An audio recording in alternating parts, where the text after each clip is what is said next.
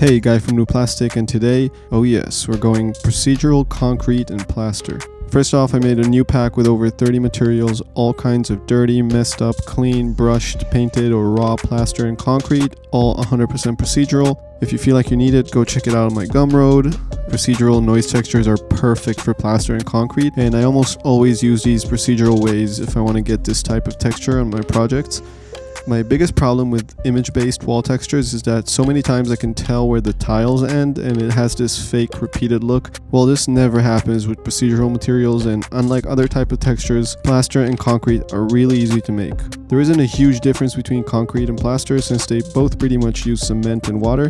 The difference is concrete usually uses more aggregate and chunkier aggregate like sand and gravel, so it makes it stronger but also rougher. For that reason, concrete is usually used for outdoors and plaster for indoors. Not a huge difference for us, but it's just something to remember when you're trying to build these materials and get the detail right. Alright, go check out my Patreon or membership if you want to further support the channel. Lots of cool perks there. Follow me on Instagram at ojang. Subscribe, like, share, comment, touch the bell. Go hang out with your crush. Let's go. Okay, so I have a simple scene here. I have a plane like a wall that I'll put the texture on. I have this black plane here as a negative fill to block the ambient and direct light reflections to get some contrast. Check out the light tutorial to learn more about that. Then I have this light here which is turned off, so let's just hide it. And all that's lighting the scene is this HDRI that I got from Polyhaven with only one light source in it, so it has very high contrast. Obviously we can't really see how it's affecting the surface because we don't have any textures, so let's add a universal material and put it on the plane. Now most of the work is going to happen in the bump channel, so let's start by adding a noise, plug it into the bump channel, and let's just turn the albedo to some kind of gray color so you can see the detail more clearly. So we barely get any detail because if we solo the noise, it's very soft and large. So let's turn up the omega and octaves to get more detail, and also turn up the contrast. And that's it, you got a concrete wall. I love you, have a great day, peace. Damn, I can't believe I just made that joke. Hopefully I won't do it again. Okay, so yeah, it definitely looks like something, but it just looks way too generic. And the thing about concrete or plaster is that even when it's even and clean, it's still patchy and has different types of textures on it. So let's duplicate this noise twice and add a mix node. We'll use the top noise as the mix amount and the two other noises as texture 1 and 2. So the white parts of the top noise show the texture 2 and the blacks show texture 1. Let's up the contrast to see it more clearly. And also let's make it a bit smaller. So this noise into texture 1, and let's scale it way down and up the details of some more. That's fine for now. Let's add the second noise to texture 2, change the type to chips. Scale it way down the gamma to get more whites in it. And yeah, we can scale it down even more. Actually, let's invert the noise and up the gamma now to get the blacks back, up the octaves. And if we take a look at the mix node, you can clearly tell how they're mixed. Let's add a gradient node to each of the noises, and we'll make the top one more gray white and the bottom one more kind of gray black. So the top one is bright and the bottom one is dark. And if we unsolo everything, and that's already looking much nicer. We get these subtle patches. I really like this. Now we can go in and adjust the gradients and the noises. I think this first noise can have finer details, so I can up the octaves and omega, and you can see it's much finer now. And we can also go to the noise we used to mix these two and play with it to get different looks. Like I can bring down the contrast to really blend them together and get less of that kind of patchy look, but still keep a nice richness of detail. Now we can plug this mix node to the albedo channel, add a gradient, and we can get some more kind of subtle color detail. Generally with clean concrete or plaster, the color variation is very subtle, so we want to keep this very subtle.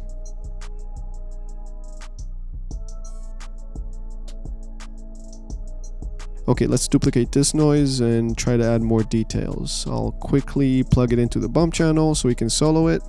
Let's change the type to circular. Scale it way down. Invert it. Bring down the gamma. Up the contrast. And bring the omega down a little. Now let's mix it with the mix node using a multiply node. And now we get all these tiny holes on top of our previous texture. And we can plug the multiply node into the albedo gradient, drag the darker notch slightly in and add another notch to make it kind of much darker, so that most of the detail remains about the same color, but the very dark specks are colored darker. And now you can really see them. I mean, in real life, dirt will get into these tiny holes, so they'll have a darker color, but really it's just so we can see that detail better. And we can add more different noises and combine them in different ways to get even more complex levels of details, but we can experiment with other types of nodes. For example, in one of the latest updates, Octane added this custom patterns node that has some cool procedural effects. We touched on it on the last tutorial. And if we add the procedural effects node, and from the drop-down menu, we select fractal. This is not the right one. Let's add a transform node and scale it down. I mean, this is cool too. You can get nice tiling textures, but nah, I went into the wrong drop-down menu. So let's go back to the procedural effects. And on the second drop-down menu, we'll select fractal. And this adds this kind of interesting noise pattern, which we can project in different ways. But yeah, let's just choose box projection. And let's move it around to view the center, because it has this tunnel distortion where the center isn't distorted. Now we can use this as the amount in the mix node. Plug our overall noise system into texture 1. And quick little tip here, I can drag and release the mix node to this open space, which will give me the search box. I'll search for UVW transform, and once I select it, it will automatically connect it to a UV transform node. This node allows me to use the same node while giving it a new transform without affecting the original. So now I basically have the same complex system, and I can attach another transform node to it and scale, move, and rotate it and kind of get a new look without having to duplicate the whole thing. So it's really quick and resource efficient. And I'll just add a gradient to the fractal node to make it black and white.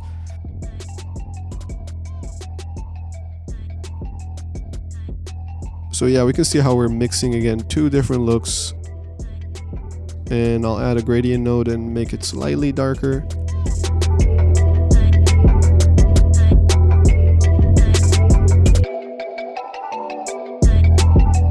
And we can play with the transform, and also we can go to the fractal node and play with the time slider to kind of make it evolve and get different iterations of that noise.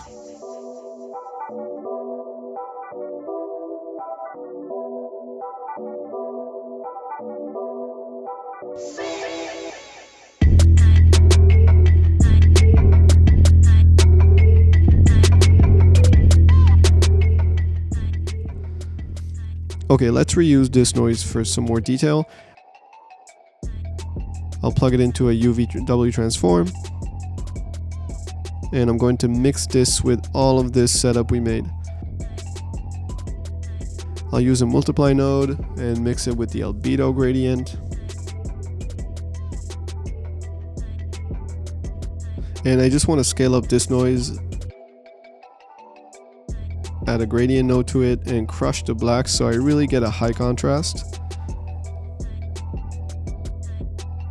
And I actually want to stretch the noise on the y-axis. And now I can just play with the strength of the black color. The multiply node really makes everything darker, so I can lighten up the color and play around with the contrast and scale till I get the look that I'm going for, which is kind of like these black smears of dirt or tar or stuff like that. And if I'm not happy, I can always create a new noise and give it the exact look I want. And I'll just play with these settings and gradients and transform till I get the look that I want. I can plug different nodes from the noise system, just playing around with it till I'm satisfied. Honestly, aside, I'll just stop here.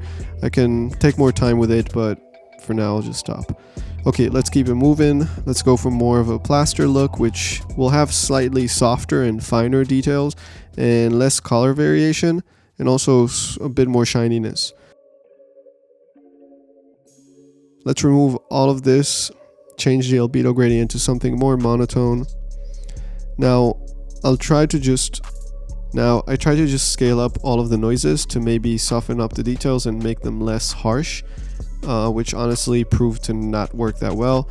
But instead of scaling up each noise, I just added a projection node to them and scaled them universally using the projection node. And I'll scale up the fractal node as well, and honestly it didn't make much of a difference because there's so much tiny detail in the noise, so I went in and reduced the omega on the noises.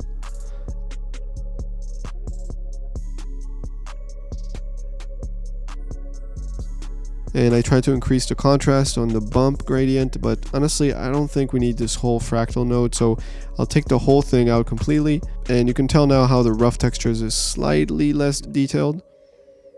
Let's plug it into the albedo gradient and make the whole thing more white, like a white plaster. I'll go into the gradient nodes of those original noises and make them both more kind of even gray, so we essentially reduce the contrast between the two patches. Then I can increase the contrast on the overall bump gradient. I tried scaling up everything even more, but ultimately I just needed to bring down the omega on the noises even more. And now I could tell that the scale was too big, so I scaled it back down, actually way down, and tried changing the noise type on this one. And honestly, what I really needed to do was to reduce the contrast. That really started to take me to a place of softer details, which fits the plaster look more.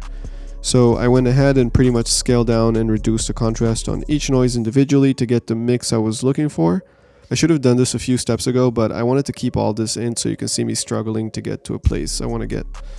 That's kind of part of researching a procedural look. There's so many individual settings that sometimes it takes a bunch of failed attempts till you nail it.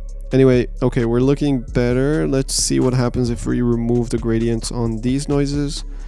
And yeah, we get much more contrast now, but it still feels softer, almost like stucco plaster look. Now I can reduce the overall contrast on the bump gradient, and now we also get more of the specularity coming out, kind of more shiny. We haven't been getting any specular shine even though our roughness was set at 0, and that's because when the bump channel is so detailed and heavy, it kind of acts like the roughness is set very high. Now that we reduce the bump details and the contrast, the surface gets more shiny. I do like that it's more shiny because that's how painted plaster would look like, but I still want a bit more detail in the specularity, so I'll drag this node into the Octane gradient node and plug that into the specular channel.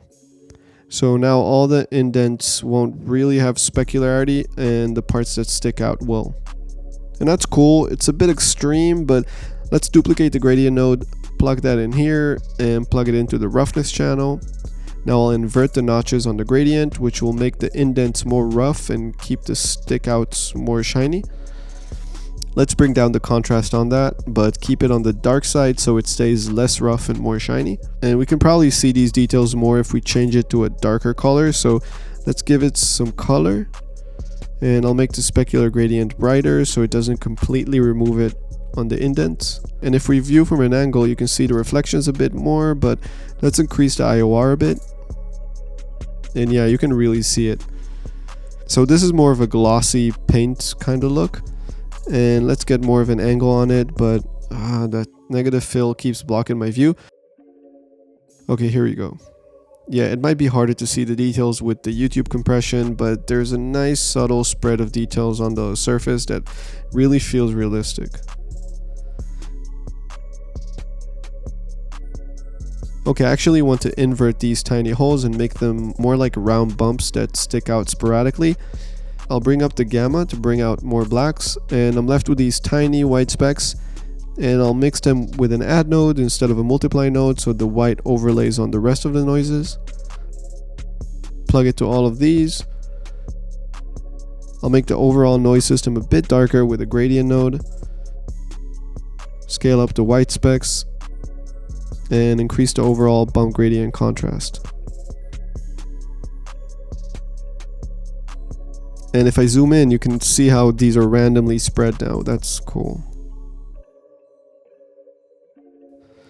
Okay, one last thing I want to do is let's bring back this noise here. Get rid of this multiply node. Bring in a mix node. I'll plug the albedo gradient to texture 2. Plug the noise to the amount. And I'll plug the noise system to texture 1.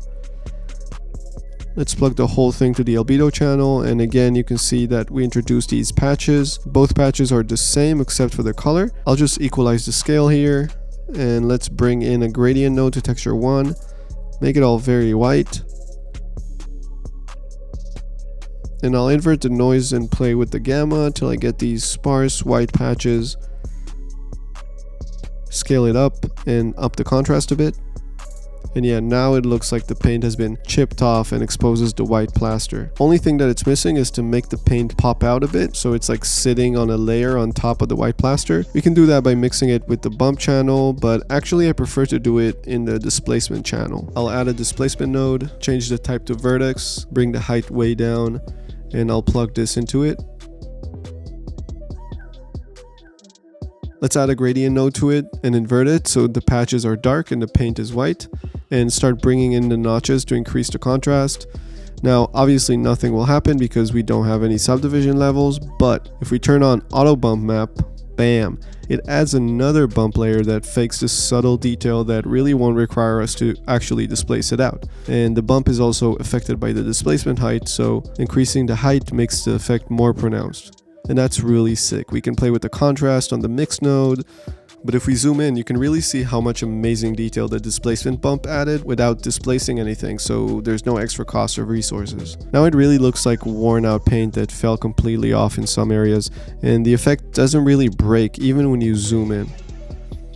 Oh, this noise here had extremely low contrast because of this gradient node here, but yeah, you can play with the contrast of the noise to get different details in the patches. And I really love all this extra detail it added. It's such a nice touch.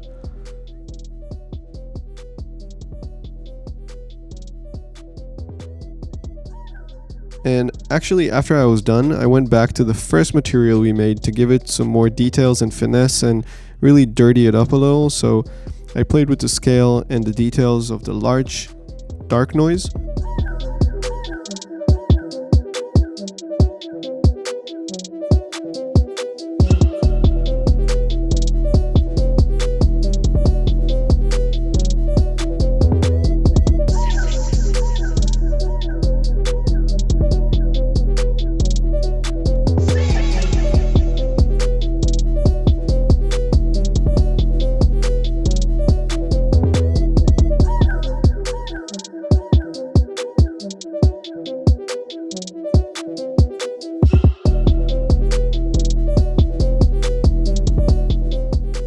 Then added one of the previous noises through a UVW transform node.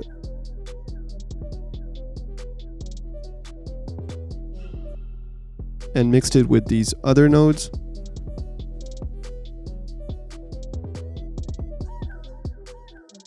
And gave the first node a gradient with some subtle yellow, green, and blue gray tints.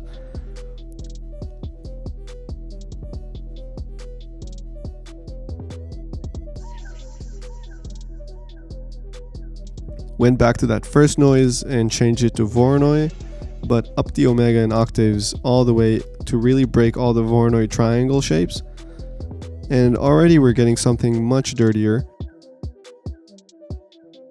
I plugged the top noise of all the specs into a UVW transform node, then mixed it with our whole noise system using an add node. And since it's mostly white surface, it's going to look all white, so I added a gradient node to it, inverted the notches, and now we end up with a white specs instead of black specs. And now I can scale it up so it won't overlap with our previous black specs, and we get all these nice specky details. And I can make the white more of a light yellow gray color for some extra discoloration. And I can increase the size of the original noises for some larger bump details. And lastly, I can plug this whole system into a displacement node, change the height to something very low, change the type to vertex, and it's not going to do anything because there's no subdivision levels. But if we turn on auto bump, it'll fake all these small bumps, and the amount can be affected by the height as well. So we get a bunch of extra details for no charge on resources. And if you zoom in, you can really see all this rough detail on this old worn concrete. Especially if I make only one single light source, that really accentuates those details. And that's it for now. You can really go crazy with the amount of details on this and get so many, pretty much infinite amount of looks, and even add stuff like moss growth and large cracks if you kind of implement the tricks we went over in the Snow with Rocks tutorials or the Alien Rocks tutorials. Like I said, I almost always create procedural plaster or concrete materials for my projects, and I hope that helped you if you ever wanted to. And feel free to go get that pack on my Gumroad. Shout out to my astounding patrons and members: Emmanuel Melas, Yin Ngong, Guillaume Lopez, Dave Toro, Marie Robbins, Svoyas Chari, Eric Hu, Daniel Larry, Minky Kim, Hadir, Jamie Nix, Leo, Miss Kick 2S, Peter Rodiger, Yunji Shin, Chris Hyde, Alda Boyd, Fanrong, Katie Royal, Derek Fredrickson, Rasmus Holmqvist, 3D Monkey Biz, Arlen, Suki Violet Sue, The 22 Design, Joel Rieger, Adrian Desolé, Derek Schultz, Maurice Hickendorf, Studi Image, Matus Jajuzjuski, Blue Hamill, Mark Reagan, Joshua Akoy, Punksakornim Siri, Webb, Kong Idiot, Maddie de Gueldre, Cho Yung Jung, NZ, IEMN, Golfino666, Ali Esser, RDM, Una Lee, Mouse from Next House, Rom30, Dean, Leandro Merriman, May, and everybody else on the list. I love you. Have a great day.